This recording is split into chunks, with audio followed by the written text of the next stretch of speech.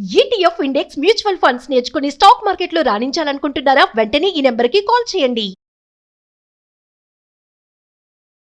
రమ్మగారు, పంచకళ్యాణి చందమామ కథల్లో పంచకళ్యాణి స్టోరీ చెప్పుకుంటున్నాం. మూడో భాగంలోకి వచ్చావా? రెండు అయిపోయినాయి, మూడోది. వీరదాసు అతను చెప్తున్నాడు రహస్య తన తాలూకు ప్రమాదభరితమైన క్షణాలు మూడోది తన జీవితంలో. రాజు ఇంకోటి చెప్పు, అప్పుడు నీ పెద్ద కొడుకును కూడా వదిలిపెట్టేస్తానన్నాడు. తను ఆలోచించి చాలా ఆలోచించాక ఈ మధ్యకాలంలో కాదది జరిగింది. నా కుమారుడు కూడా పుట్టల, కానీ నేను యుక్త వయస్కుడిని అయ్యా, పెద్దవాడిని అయ్యా, వీరోచిత విద్యలవి నేర్చుకున్నా, నాకు వివాహం కూడా అయింది. అయితే ఒకనాటి సాయంకాలం ఒక వ్యాహ్యాళిగా ఊరికే అలా సాయంకాలపు సరదాకి సముద్ర తీరానికి వెళ్ళాను నేను. వెళ్తే అక్కడ ఒక చక్కటి అందమైన పడవ ఒకటి ఉంది, ఎంతో బాగుంది. చూద్దామని పడవెక్కాను. పడవెక్కితే పడవలో ఎవ్వరూ లేరు, పిట్ట పొరుగు లేదు. నేను ఆ పడవంతా తిరిగి వచ్చే లోపల పడవ కదిలిపోయింది. నాకేం చేయాలో తెలియలే. పడవ దానంతటా ఎలా కదులుతుందో నాకు అర్థమే కాల. సరే ఏమనుకున్నాం, వెళ్తోందిగా, ఎటు వెళ్తుందో చూద్దాం అనుకున్నా. చిన్నతనం, కుర్రతనంతో కేకలు పెట్టి అరిచి ఎవరినైనా పిలిచే పరిస్థితి కూడా లేదు. సముద్ర తీరంలో ఎవరూ లేరు. ఆగి ఉన్న పడవ ఎక్కాడు, మనుషులు ఉంటారనుకున్నాడు. అదేలే, దానికి ఏదో లంగరేసి ఉంటారనుకున్నారు, కానీ కట్టేసి ఉంచుతారు జనరల్గా ఒడ్డు మీద ఆగిన వాటిని. ఏమీ లేవు దానికి. అది వెళ్ళిపోయింది. నాకు పడవ గాలికి నిద్ర పట్టింది. ఒక పూటంతా ప్రయాణం చేసింది. ఒక అంచుకు చేరింది ఎక్కడికో. నేనేమనుకున్నాను, దిగి చుట్టుపక్కల ఏమైనా ఉన్నాయేమో చూద్దాము, ఈ పడవ ఎట్లా నడపాలో మనకు తెలియదు అనుకున్నాను.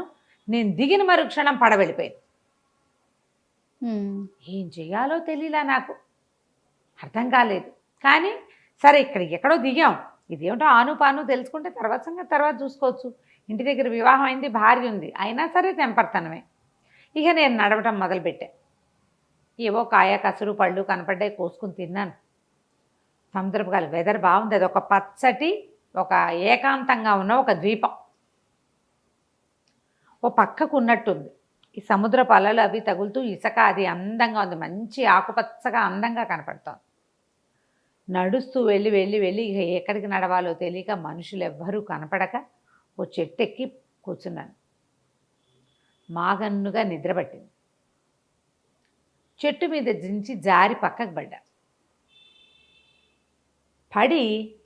పడ్డాక నాకు తెలిసింది నేను ఒక ఎత్తు ప్రదేశం మీద ఉన్నాను.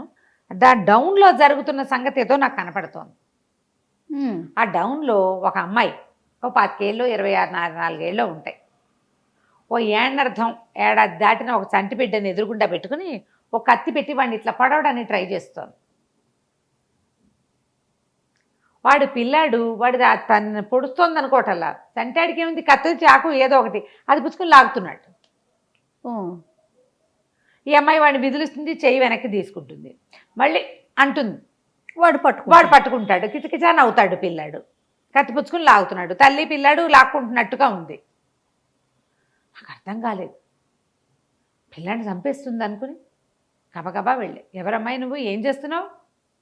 నా వల్ల కావట్లేదయ్యా వీడిని చంపటం అంటే. వాడిని చంపటం ఎందుకమ్మా, చంటి బిడ్డని చంపటం ఎందుకు, నువ్వు ఏమిటి అని అడిగాను. అడిగితే ఏం చేయను, నా పిల్లాడే వీడు,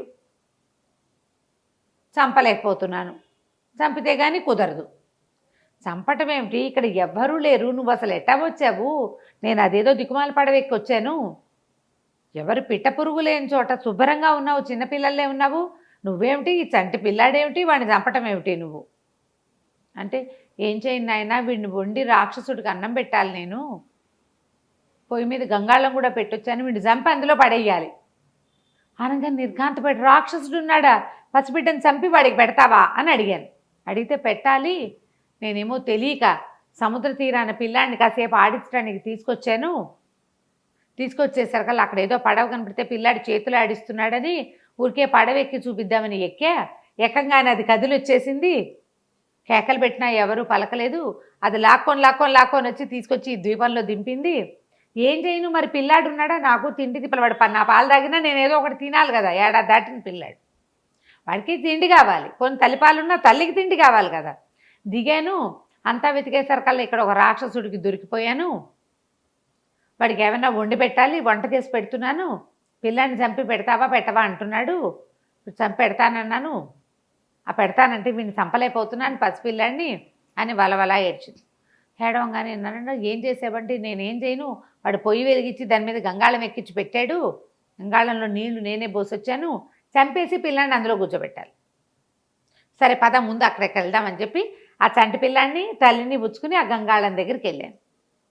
వెళ్ళేసరికల్లా అక్కడికి గంగాళం కింద మంట పెట్టి నీళ్లు మా సలసల్లాడిపోతాయేమని మంట అమ్మాయి చిన్నది చేస్తోంది, వాడు వచ్చి పెద్దది చేస్తున్నట్టు రాక్షసుడు.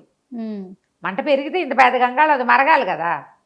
సరే వీడేం చేశాడు, దగ్గరికి వెళ్ళి చూసేసరికల్లా రాక్షసుడు ఇంకా దగ్గర లేడు. గంగాళం నేనేం చేశాను, మంట కొంచెం చిన్నది చేసి పిల్లాన్ని అవతల ఎక్కడైనా దాచేయి గంగాళంలో పెట్టానని చెప్పు అని పోయి నేను గంగాళంలో కూర్చున్నాను. ఆ గంగాళంలో వీరవరాసు ఎక్కి కూర్చున్నాడు. గంగాళం మీదకి మూత వేసుకుని లోపల కూర్చున్నాడు. ఏదో కాస్త వేడిగా ఉంటుంది అంతే కదా, సన్న మంట. ఆ గంగాళం ఇత్తడికి అది వేడెక్కాలి కదా. సరే ఇతను ఏం చేశాడు, కింద 2 చెక్కముక్కలు ఈ చెట్టు కొమ్మలు విరిచి గంగాళంలో పడేసి అందులో కూర్చున్నాడు.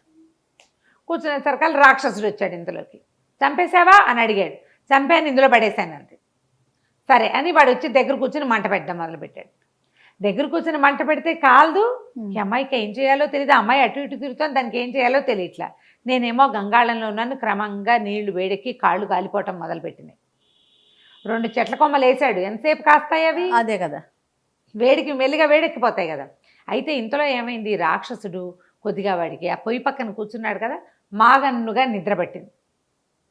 వాడు ఎప్పుడైతే నిద్ర పట్టిందో ఈ అమ్మాయి గబుక్కన గంగాళం మూత తీసింది. పడుకున్నాడు. లేచి వచ్చేయమని ఆ కాలిపోతున్న గంగాళం నుంచి ఎట్టగొట్టా బయటపడ్డా నేను. బయటపడేసి చూస్తే వాడేమో నిద్రపోతున్నాడు. ఈ అమ్మాయి పిల్లాన్ని ఎత్తుకుని పక్కన నుంచింది. ఏం చెయ్యాలి మాకు తెలియదు. ఎలా బయటపడాలి, ఎట్లా బయటపడాలో తెలీదు. ఎటు వెళ్తే వాడు ఏం చేస్తాడో తెలియదు. సరే ఇంతకీ ఏం చేసాం, ఈ లోపల అమ్మాయి ఆ మోతలు ఉన్న బల్లెని చూపించింది. ఆ బల్లెని చూపించి ఈ రాక్షసుడిని ఏదైనా చేయమని సైగ చేసింది. నేను అటు వెళ్ళి ఆ బల్లెని తీసుకొచ్చుకున్నా. రాక్షసుడు గాఢంగా నిద్రపోతున్నాడు. మొదట మాగన్నుగా పట్టింది నిద్ర. ఒళ్ళెరక్కండా పడుకున్నాడు. వాడు అన్నం తిండి తయారవుతోంది, నరమాంసం తినచ్చు అన్న ఉద్దేశంతో ప్రశాంతంగా పడుకున్నాడు. సరే నేను అటు ఇటు చూసి ఇంకెవరైనా ఉన్నారా ఏమిటి అమ్మాయిని అడిగా. ఎవ్వరు లేరు. అక్కడ ఒక్క రాక్షసుడే ఉన్నాడు. ఆ పడవ వాడిదే. అదే ఇట్లా పిచ్చి మొహాల్లో ఉన్న మనుషుల్ని తీసుకొస్తుంది. దానికి వేరే దారి లేదు. ఆ పడవ నుంచి పడవ తప్ప దానికి రెండో దారి లేదు. అది రోజు లేదా కొన్ని వారానికి ఒక రోజు అక్కడికి వస్తుంది. నిర్ణీత సమయం తర్వాత నడిచి వచ్చేస్తుంది. మళ్ళీ వెళ్తుంది, మళ్ళీ వస్తుంటుంది. ఆ పడవ అట్లా తిరుగుతుంటుంది. ఏ పిచ్చి విధమైన అందులో ఎక్కితే అది ఇక్కడికి వచ్చేస్తుంది. అట్లా ఆ అమ్మాయి వచ్చింది. 3 రోజులు తిరిగేసరికి, వారం తిరిగేసరికి నేను కూడా వచ్చాను. సరే ఆ బల్లెని తీసుకున్నాను. అలాగా ఇటు పక్క నుంచి నిలబడి ఆ రాక్షసుడు తలలో ఇంచి మొహం మీద నుంచి నేలలోకి పాతుకుపోయేలాగా ఆ బల్లెని వేసి గుచ్చేశాను. రాక్షసుడు మొహం నేలకి తాపటం పేదవాడు. కళ్ళు తెరిచి కూడా నన్ను చూడలేకపోయాడు. గిలగిలా కొట్టుకుని మరణించాడు. సరే అక్కడే ఉన్న బేవో కాయ కసురు ఆ అమ్మాయి వంట చేసుకుంటోంది. కాస్త అన్నం పెట్టింది నాకు. పిల్లాడిని ఎత్తుకుని ఉంచుంది. ఏం చేయాలి మేము సముద్ర తీరం వైపుకు వెళ్ళిపోయాం ఇద్దరం కలిసి.